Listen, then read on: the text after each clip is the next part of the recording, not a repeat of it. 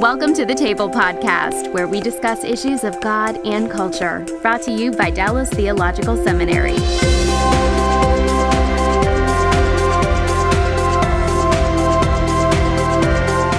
Welcome to the Table Podcast, where we discuss issues of God and culture. I'm Mikel, Rosario, Cultural Engagement Manager at the Hendricks Center at Dallas Theological Seminary, and our topic today is the fate of the apostles. My guest today, coming to us live from sunshiny Southern California, is my good friend, Dr. Sean McDowell.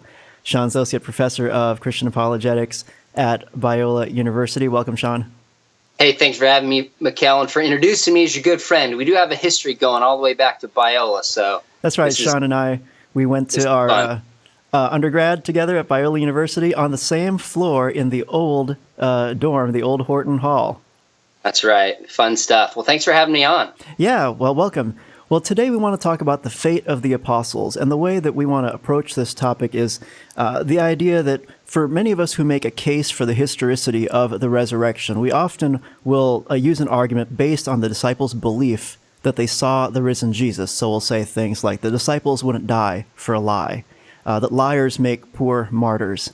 And Sean, you wrote a book on the fate of the apostles, and I wanted to just get the story real quick on how you decided to look into this argument a little deeper. Yeah, I'm glad you started with this question. So in 2010, I began a PhD program in worldview and apologetic studies. And when you do a PhD, as you know, all of a sudden on your radar are topics that you could explore for a dissertation. I wanted one that interested me. I wanted one in which I could make a genuine contribution to scholarship and something I could publish. Well, I began by exploring the topic of theistic evolution, then I realized it's so expansive, science, history, philosophy, theology, that it felt a little overwhelming. And I was on a trip in Berkeley, California with about 25 high school students. And we bring in atheists and agnostics to speak to our students. And I had a friend of mine who's a mythicist who argues that Jesus didn't even exist, presenting to these students. And one of my students raised his hand. He said, well, if Jesus didn't even exist, why did the apostles die as a martyr? And he looks back at him and he says, can you give me any evidence that any of them died as a martyr? And like in unanimity, Mikel, they all turned. My students looked at me as if I'm supposed to have the answer. And I sat there thinking, well, you know, my dad wrote it More Than a Carpenter. Lee Strobel talks about In Case for Christ. I'm thinking, I actually don't know the answer to that. That's a pretty important topic given how formative this argument has been in resurrection studies and beyond. So funny enough, a friend of mine, a cold case detective who's an apologist, J. Warner Wallace, was with us on that trip. And I said, hey, man, what do you think about this for a dissertation topic? He goes, oh, I think it's awesome. And by the way, I just bought 2 full books on the traditions of the apostles. You can have them and just run with it. Well, it turns out that those 2 boxes of books were just the tip of the iceberg. And for the first few months, I was convinced surely somebody's explored a topic as important as this. And while some people like Richard Bauckham have explored the historicity of Peter, other people explored Thomas and John, nobody brought all of them together and assessed them with historical rigor, simply asking, what's the evidence they died as martyrs? And is this a good piece of evidence for the resurrection? So your research question is basically, how do we know that certain apostles really died as martyrs? Is that right? Yeah, essentially, I'm assessing the claims and the traditions about the martyrdom of the apostles. That's at the heart of it. And if you write an apologetics book, you can begin with the assumption, I want to make this case as strong as possible. And that's how I started. But I quickly realized that out of historical integrity and just for the sake of knowing the truth, I've got to begin by asking, how good is this argument? Does it have any merit to it? Should we use it? And what's the actual evidence? So what was your approach to assessing the evidence that you found? Yeah, that's a great question. I approached what Marcus Bockmuehl, who's a New Testament scholar, has something called the living memory. And he argues that through the end of the 2nd century, there was still a close-knit oral tradition that is not too far removed from the apostles themselves and has higher historical merit than later sources would. So if you look in the church fathers, even people like Papias, or you look at people like Polycarp or Ignatius, they talk about passing on this tradition that had been handed to them, kind of the same way the Apostle Paul does. You get to the 3rd century, kind of Tertullian and beyond, and you don't see the same kind of focus on living memory. So I started by saying, all right, what is the evidence for each of the apostles dying as martyrs within the living memory? And then some of them, like Peter and Paul and both James, there is significant evidence within the living memory. Others comes after the living memory. So then I had to say, is this still historically reliable? How do I assess these? So that was a general approach. And then I set up a kind of a historical rubric, so to speak, with a 9-point scale from the least historically probable to the highest historical probability, because history deals not with certainty or with proof, but with probability. That's how history works. So I set up this 9-point, in the middle, of course, is just possible, as possible as not, and then different gradations going up and down. And then based on the quantity of evidence, based on the quality of evidence, I made individual assessments about what I thought was the likelihood of the martyrdom of each of the apostles. So this is kind of like not beyond a reasonable doubt like in a criminal case. This is more like a preponderance of the evidence. Well, you might say that the highest historical probability might be equivalent in some sense to beyond a reasonable doubt, because I do think there's some historical facts like the crucifixion of Jesus. Sure. We know beyond a historical doubt. So I think that's one criteria, but that would be on the higher end. If I had to put numerical values to it, and I hesitate, that'd be like an 8 or 9. Okay. Preponderance of the evidence, you might say, is like a 6 or 7, and then just as plausible as not as a 5, all the way down. You look at New Testament historians, it's amazing. They each come up with their own historical grid. So I spent, probably days fine-tuning this and looking at it, because your conclusions will really stem from how careful your methodology is. Now, if someone were to think, how could I even begin to look into this? The first place they'll probably go is, who are the apostles? How do we know who these guys even were? Who are the 12 apostles? Well, that's a good question. We have lists in Matthew, Mark, and Luke that list all the apostles. And then some of them mentioned in John, not in the same kind of list as, say, we see in Mark chapter 3. And then we have the early church fathers who will reference and talk about these apostles. So there's very little debate about, say, Peter and about James and John, kind of the 3 in the internet circle of Jesus. There's a little debate about Matthew and, say, Thomas and Bartholomew, even though there's some debate about whether Bartholomew is Nathaniel as referred to in John. So as a whole, let me step back and say there's lists of the 12, but there's a few names that vary, of which scholars are not certain. For example, take Bartholomew and Nathaniel. Is this the same person with 2 names? Or was Bartholomew originally part of the 12 and then died, and then Nathaniel became part of the 12? Some of these are somewhat open questions as far as 1 or 2 of them. So you could read John Meyer's text on the historical Jesus, and he goes into depth on the disciples. But as a whole, we have confidence who the 12 are. Now, in my assessment, we looked at the 12, but then I added Peter and Paul because I added Paul and James, the brother of Jesus, because they're eyewitnesses of Jesus and because they're so formative in the early church. So I could have expanded and looked at Mark. I could have looked at Luke. You could kind of keep going, but I thought I'm going to go with core figures, the 12, of course, with Matthias instead of Judas, and then being careful whether Nathaniel and Bartholomew are the same, for example, and then add Paul and James and see what I can come up with the likelihood of their martyrdoms. So in their context where, to name the name of Jesus was in many times to take your life into your hands, how often do you think these disciples were actually persecuted, and did they expect to be persecuted? This is a really important question. I'm glad you asked this, because there's been some pushback, namely by a scholar from Notre Dame by the name of Candida Moss, very articulate, thoughtful writer, she pushes back in a book called The Myth of Persecution, arguing that Christians completely have a persecution complex. And I think if I remember the numbers right off the top of my head, she says within the first century, we can chronicle like 6 who died as martyrs. That's it. The rest is legend. Maybe that's into the second century too. So she's gone over the top to just say these things did not happen. Christians were not persecuted. So I went back and I read the entire New Testament for starters, asking the question, how commonly does Jesus or Paul or the biblical writers say that the followers should expect to be persecuted? And how often do we see it? And Mikel, it stunned me. Number one, I was a little disappointed I didn't see it myself before.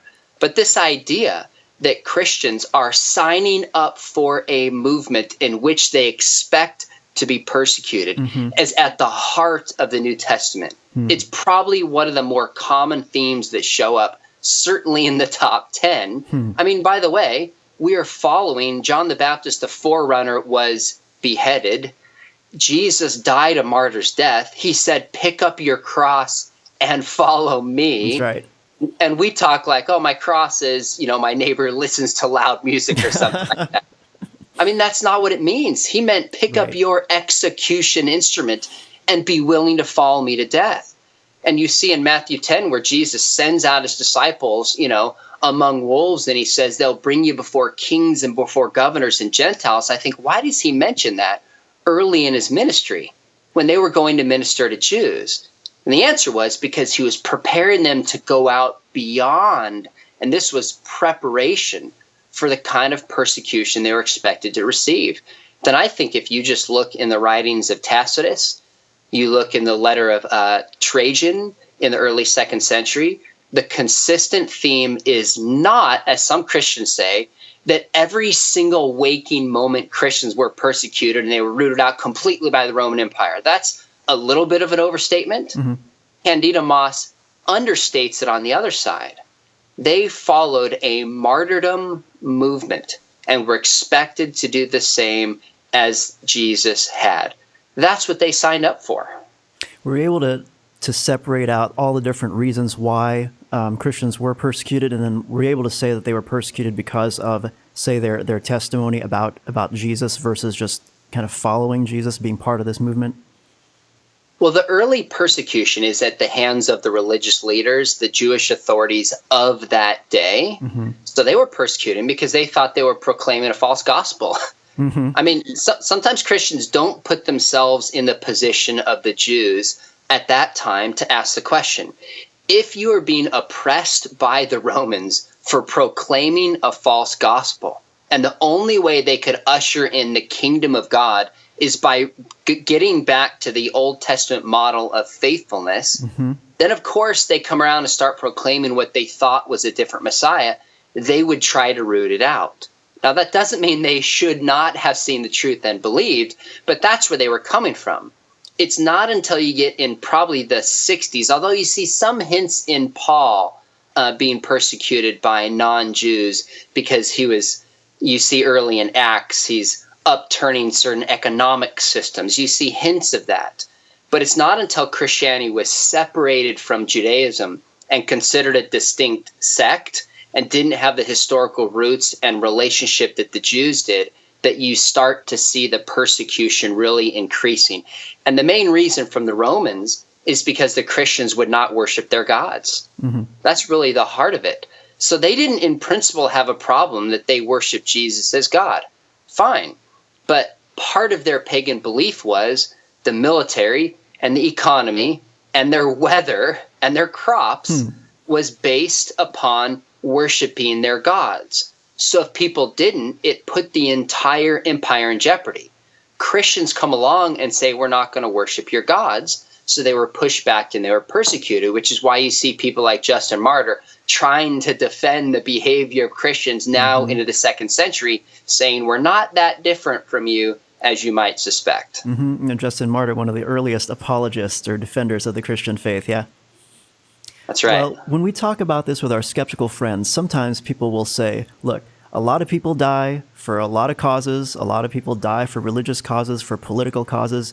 That doesn't make it true, right? It means that they think it's true, maybe, but that doesn't make it true. What makes the martyrdom of the apostles different?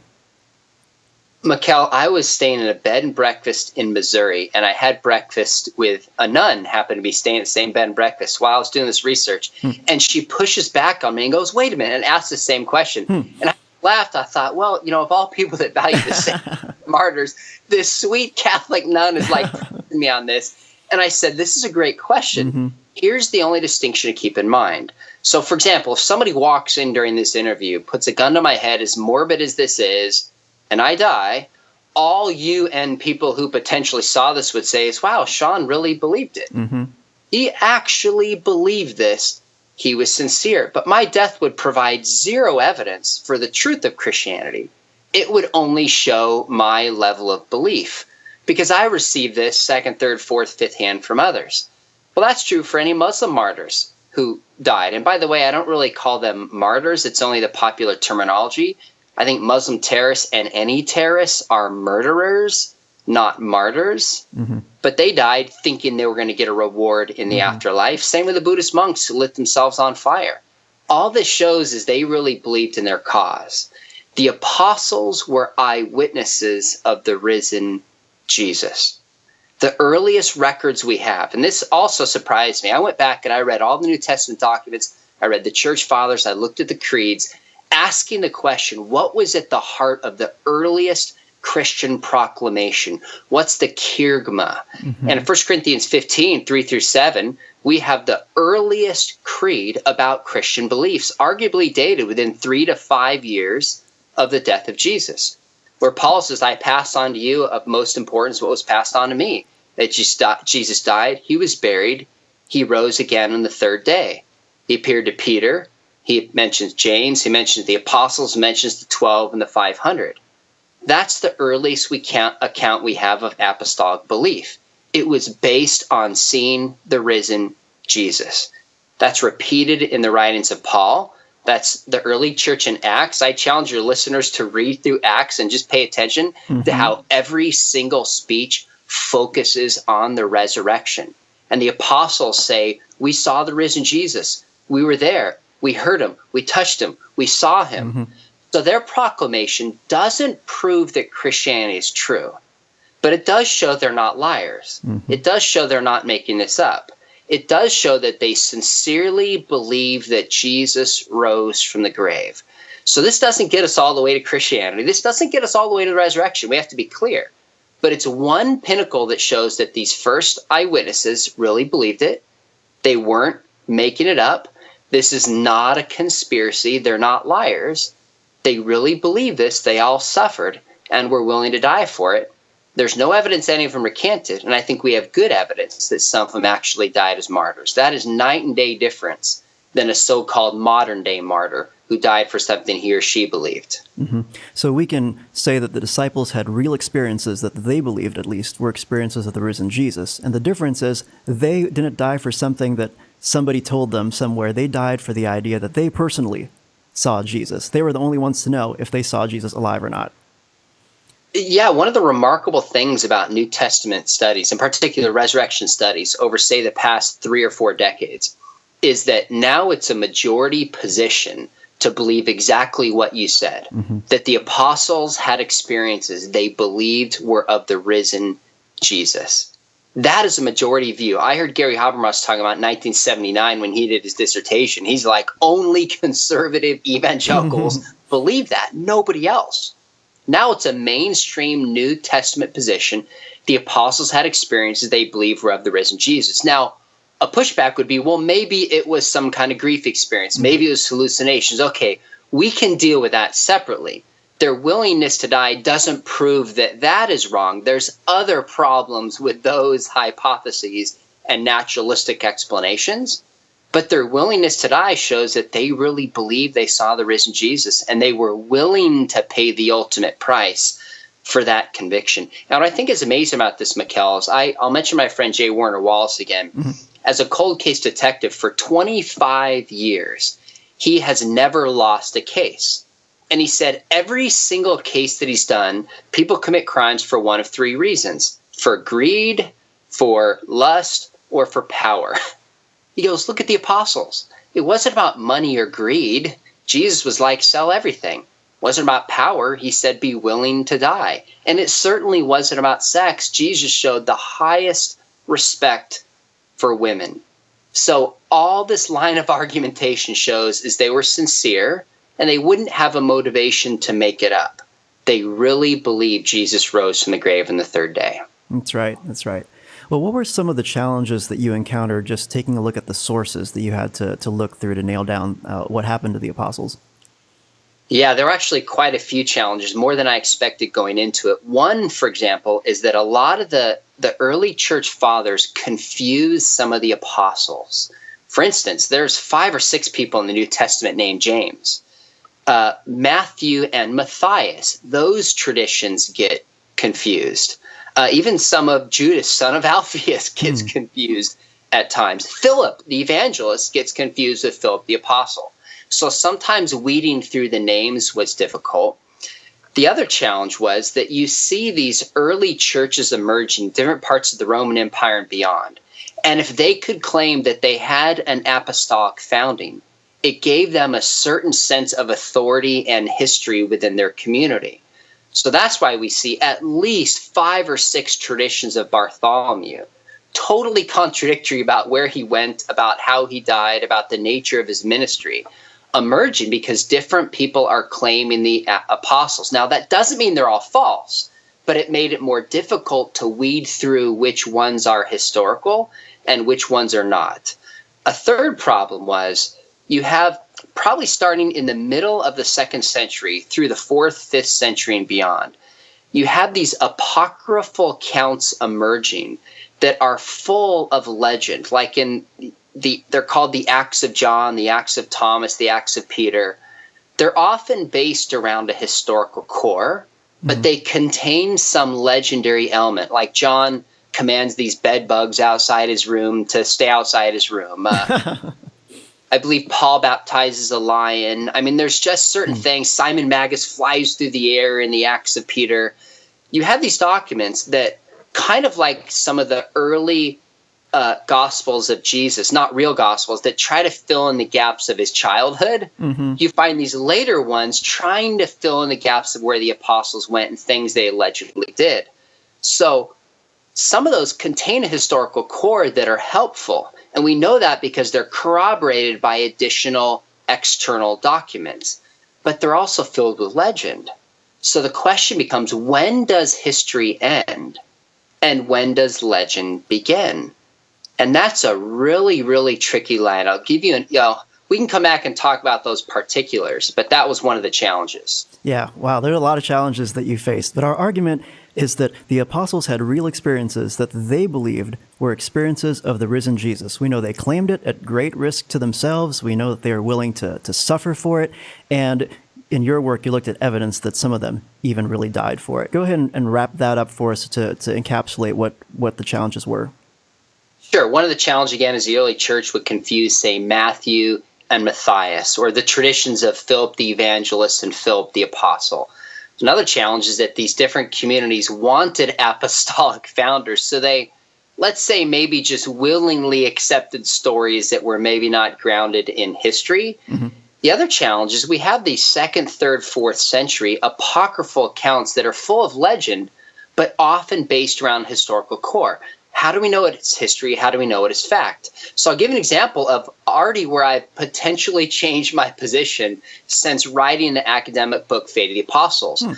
The first official report of the beheading of Paul, although I think it's likely, even though it's not explicitly mentioned, comes in a book called The Acts of Paul, probably 180, 190 AD.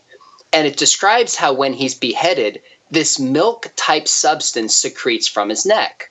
Well, my best guess was, looking at different writings, that this is kind of a metaphorical, figurative, exaggerated account to indicate that his death provided sustenance like milk does for a baby for the growth of the early church. And there's a lot of scholars that would agree with that.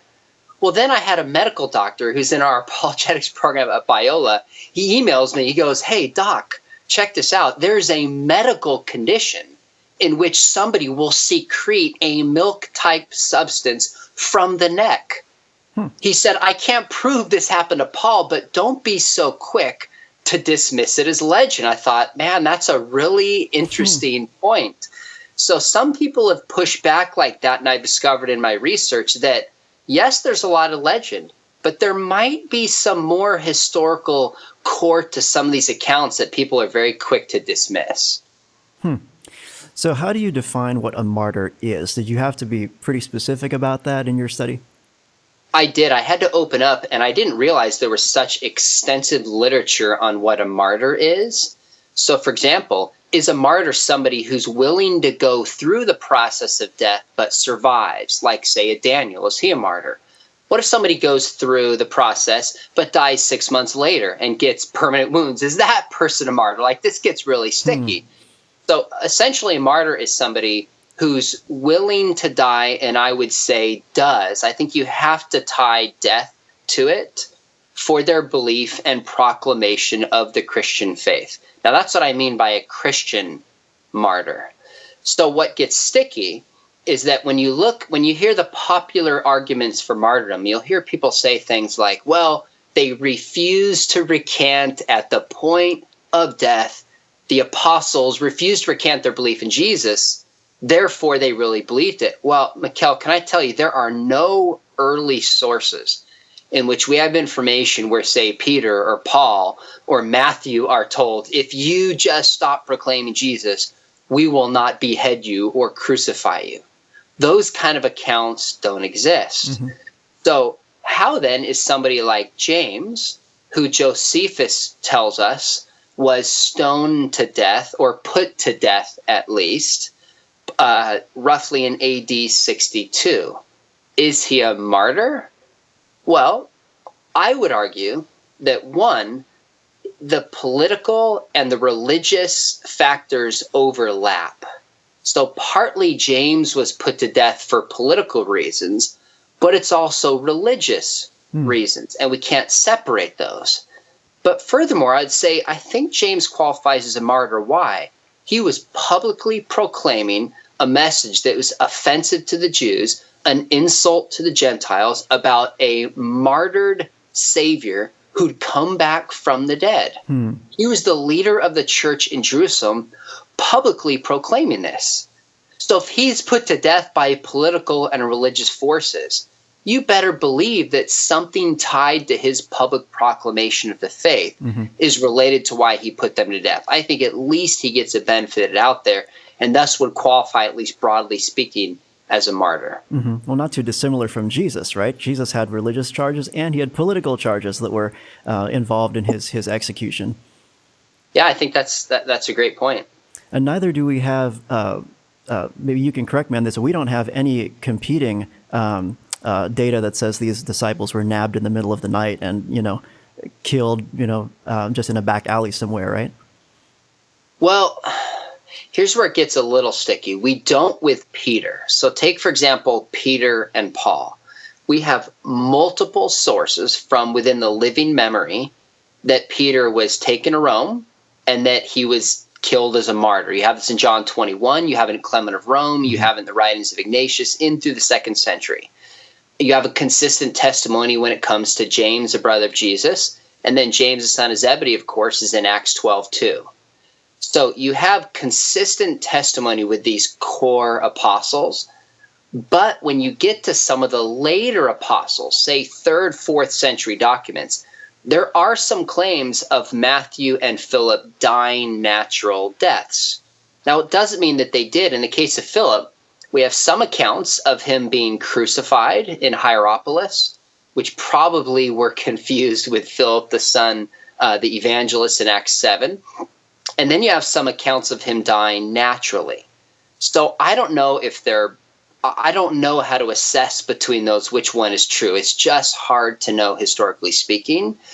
Now, when it comes to, say, Bartholomew, I found at least 6 or 7 traditions. He was stabbed to death, he was crucified, he was beheaded, he was burned to death, he was thrown in a sack into the sea, he was skinned alive, and I think I forget the last one. I mean, either that was a really bad day, or there are competing accounts, and it's hard to know which one is true.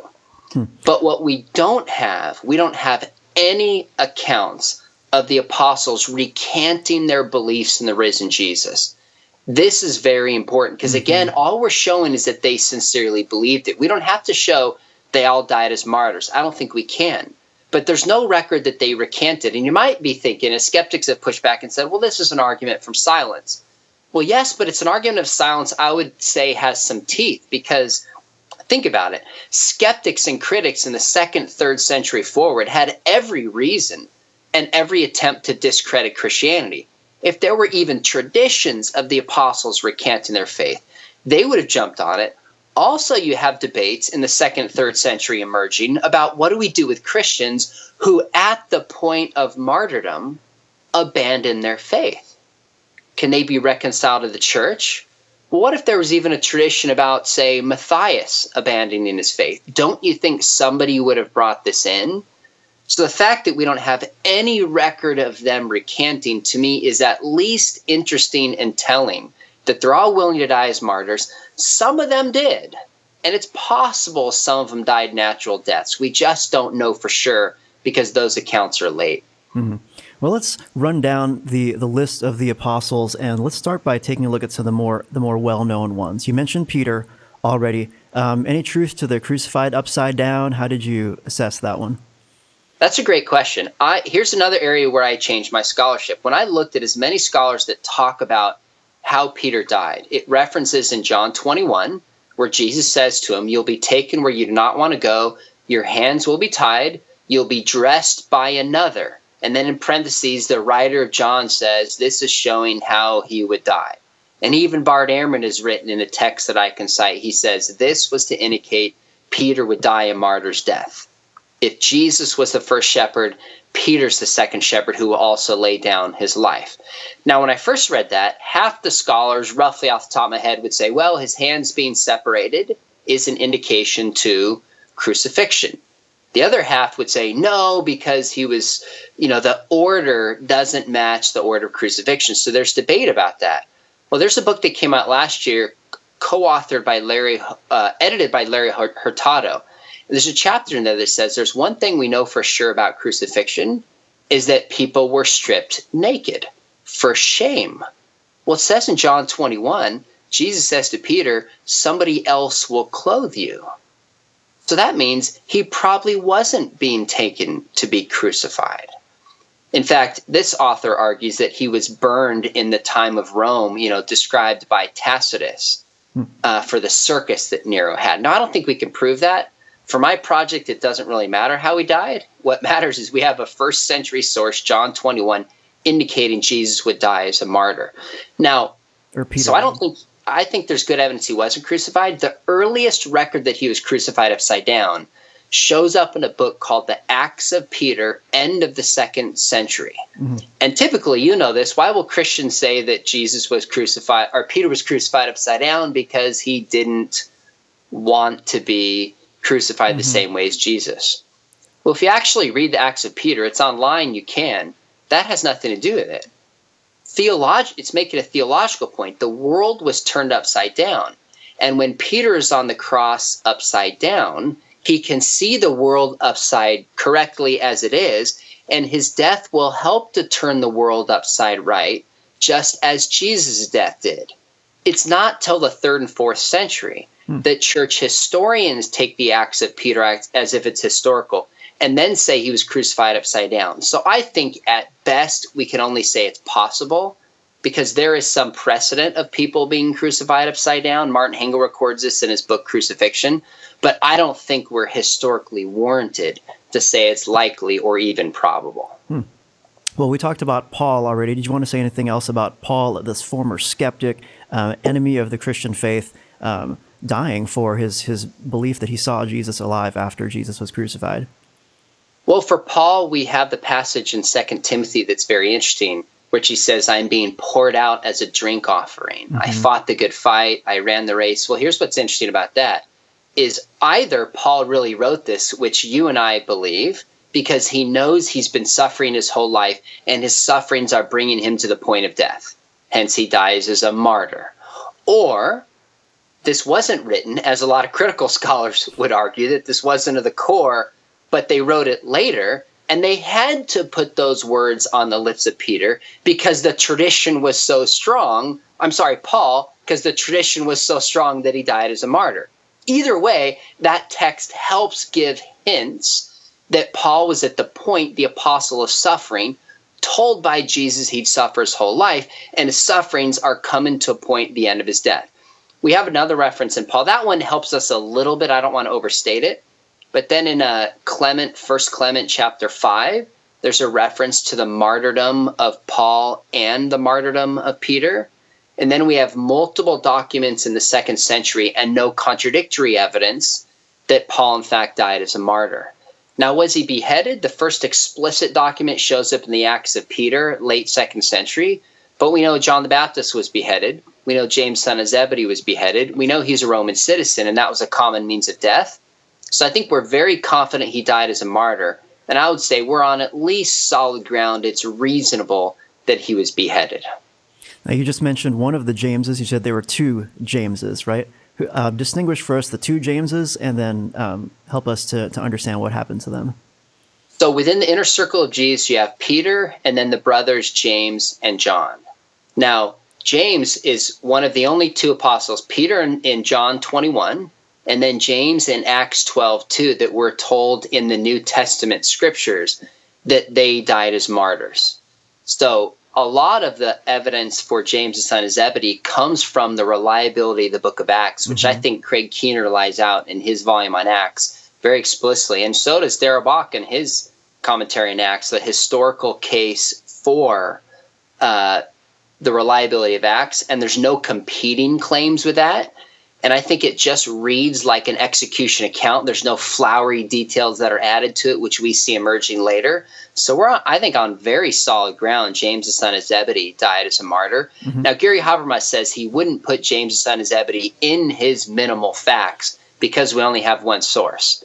I would say, fine, I understand that, but it still is strong, almost like the empty tomb, not in the minimal facts, but a very strong case can be made for it. Now, James, the brother of Jesus, we have a reference in Josephus that he was actually killed during the reign of Ananias. So we have a late 1st century secular / religious source, a Jewish source, indicating that James died. Now, there's debate about the reference to Jesus in what's called the Testimonium Flavianum, where it refers to Jesus, resurrecting and doing miracles. But there's very little debate about this passage of Jesus because it's very incidental. And the death of James is only mentioned in passing because of the larger political views that are taking place. And then you get in the 2nd century, you have Christian sources, you have Gnostic sources, and Jewish sources, namely Josephus, referring to the martyrdom of James. So when you have that variety, and historically speaking early, I think we're on solid ground that he died as a martyr. Now, of course, the question is, and you can find extensive literature in this, yes, he was put to death, but does he qualify as a martyr? Because it says he was a breaker of the law. So we have to go back to Deuteronomy and ask, what would justify somebody dying the way James did for a breaker of the law? And I think an argument can be made that if you are leading a city astray, you would have been killed in the way that he was. So can't prove that, but I think it's very plausible and reasonable that that's in fact why he was put to death. Yeah, James, a former skeptic, and then is leading the church in Jerusalem. Quite a change. We mentioned, so these 4 guys that we mentioned are, there's good evidence in your view that they died as martyrs. Then we have a list of a variety of other apostles. We talked about Bartholomew already, who could be Nathaniel. What about someone like Doubting Thomas, for example? We hear about him in Scripture. What happened to Doubting Thomas? So I think the 4 that you mentioned, we're on solid historical ground.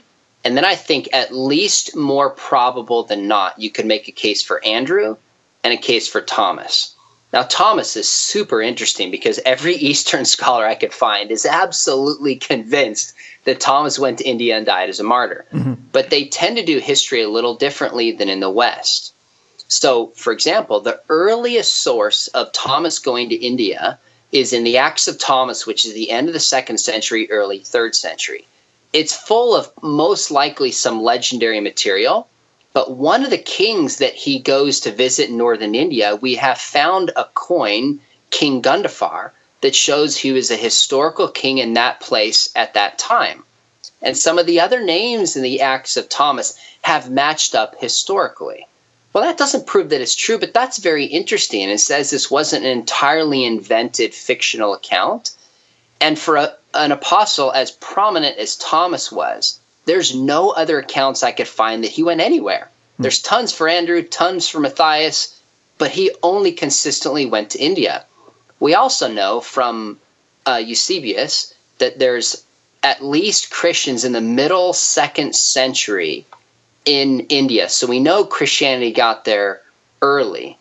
And then you have this group of St. Thomas Christians alive today that have these traditions that they believe. Now, they don't have written history going back before like the 1500s, but they have poems, they have songs, they have stories, and deeply believe. In fact, I've seen some accounts where people believe they have the very family names going back to Thomas founding the church in India.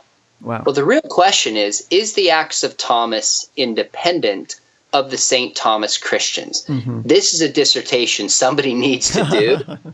I tend to think that it might be. Brian Litfin, a great church historian from Moody, thinks that it's not.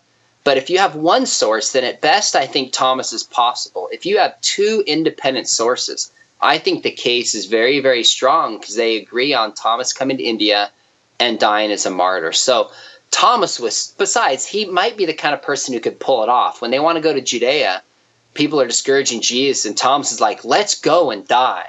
I mean, you get this impression that he's all in once he understands it and is a risk taker. So I think minimally speaking, an interesting case can be made for Thomas. Mm-hmm. Well, let's talk about Andrew real quick. Was Andrew crucified? Well, the earliest account for Andrew is in the Acts of Andrew, which is probably the middle 2nd century. And again, it's full of legend. He's preaching from the cross for days. But then there's a second account for Andrew, probably in the 3rd century, by Hippolytus. It might not have actually been written by Hippolytus. It's probably pseudo-Hippolytus. That sounds very different. That talks about him being nailed to a tree. So the Acts of Andrew and then the account by Hippolytus agree on his death by crucifixion, but they're worded very, very differently. So it seems like they're independent. Now, a 2nd and 3rd century document is not as strong as I would like, given only 2. But I think there may be something to it. At least strikes me as more probable than not. I'll tell you what's interesting about Andrew is a modern-day journalist wrote a 500-page book only in Greek, tying all the traditions of Andrew together. He wasn't trying to say if they're true or false. He's trying to say, is there any merit to these traditions? He lines them all up and finds a gap in his chronology that he couldn't account for what happened to Thomas. And then he comes across this obscure tradition. Andrew, this obscure tradition that Andrew went to Romania, and it fit right into his chronology and geographically the way he had laid the rest of them out. Interesting. Now, I don't know exactly what to do with that, but that's just interesting. It tells me there might be more to some of these traditions than many people give them credit to, fully granting that many of them certainly are made up. Mm-hmm. Well, Sean, if our listeners would like to check this out and look into this for themselves, where can they go? Well, probably for all the details, the best place would be to go my book, The Fate of the Apostles, which is with the academic press Routledge, Fate of the Apostles. It's an academic text, so it's not cheap. You could maybe get it from the library. I think their ebook is even cheaper, but it's an academic level resource book, 350 pages. So The Fate of the Apostles with Routledge would be the top academic place. My father and I also recently released his book, updated, Evidence Demands a Verdict. And one of the things we added was a chapter on the fate of the apostles. So I went through and kind of summed up my dissertation in a chapter in that book, giving all the sources, all the evidence, so people can track them down and do the work for themselves and trying to make that argument. So on a more popular level, Evidence That Demands a Verdict has a great chapter that might interest some of the listeners as well. That's great. Well, is there a personal takeaway that you had from doing this study on the fate of the apostles? Yeah, a couple things. Number one, I would say we have to be careful to not overstate the evidence. We really do. I think this argument works, but I found well-meaning, uninformed people just parroting something they had heard that ends up discrediting the Christian faith. And I've done this myself. Part of this was looking back at my life going, man, I got to be a lot more careful. So that's one thing. We got to have integrity in our scholarship. Second, I think this is a powerful argument. I think the apostles really believed they'd seen the risen Jesus. They were all willing to suffer for this. There's no evidence any of them recanted, and we know that some of them died as martyrs. They weren't liars. This wasn't a conspiracy. They believed they had seen the risen Jesus and were willing to pay the ultimate price for it. So in my life, am I willing to pay a similar price for what I claim to believe? Well, yeah, Sean, thank you so much for being here with us. This is a fascinating topic. I hope our listeners will check out your book, either the academic one or the new Evidence That Demands a Verdict book. When you think about the apostles being willing to suffer, and the evidence, some of them even died, it should give us pause to think we need to take a little more serious look at the resurrection. Because if the resurrection is true, then Christianity is true. And Jesus is worth living for, and Jesus is worth dying for. So thanks again for being here with us today, Sean. Thanks for having me, Mikel. And thank you once again for being with us on The Table podcast, where we discuss issues of God and culture. We hope you'll stay with us, and we'll see you next time. Thanks for listening to The Table podcast. For more podcasts like this one, visit dts.edu/the table. Dallas Theological Seminary. Teach truth, love well.